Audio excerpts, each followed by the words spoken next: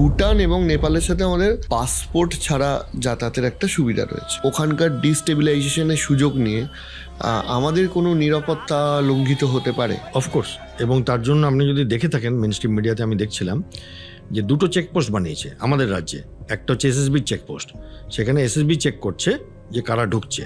আচ্ছা। এবং তারপরে আমাদের ওয়েস্ট বেঙ্গল পুলিশের আরেকটা চেকপোস্ট, তারাও নথি নিচ্ছে যে কারা ঢুকছে, কারণ অফকোর্স আমাদের দায়িত্ব আছে, ক্রিমিনাল ঢুকে পড়তে পারে।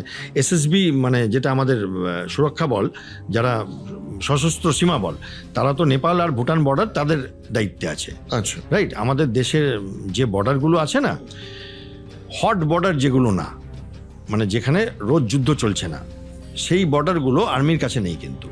আচ্ছা, সেগুলো সেন্ট্রাল আর্ম পুলিশ ফোর্স বলে, সিএপিএফ, তাদের কাছে আছে। বিএসএফ এর কাছে আছে বাংলাদেশ আর পাকিস্তান বর্ডার। আচ্ছা, হ্যাঁ। তো সেখানে ভুটান আর নেপাল এসএসবির কাছে আছে। এখানে ক্রিমিনালসরা চলে আসতে পারে, অনেক রিফিউজি চলে আসতে পারে যদি গন্ডগোল চলে। তার জন্য প্রত্যেকটা স্টেট পুলিশ, এই 5টা স্টেটের স্টেট পুলিশ জাগ্রত হয়ে গেছে, এসএসবি জাগ্রত হয়ে গেছে, ভারতবর্ষ জাগ্রত হয়ে গেছে। কিছু তো ঢুকবেই, দেখুন পোরাস বর্ডার, এতদিনের সম্পর্ক, কোনো ফেন্সিং নেই, কিছু নেই, মানুষ তো ঢুকবেই। হ্যাঁ হ্যাঁ। তো ফলে বাট আমার মনে হয় সেটা ম্যানেজেবল, ভারতবর্ষ সেইটুকুনি ম্যানেজ করতে পারবে।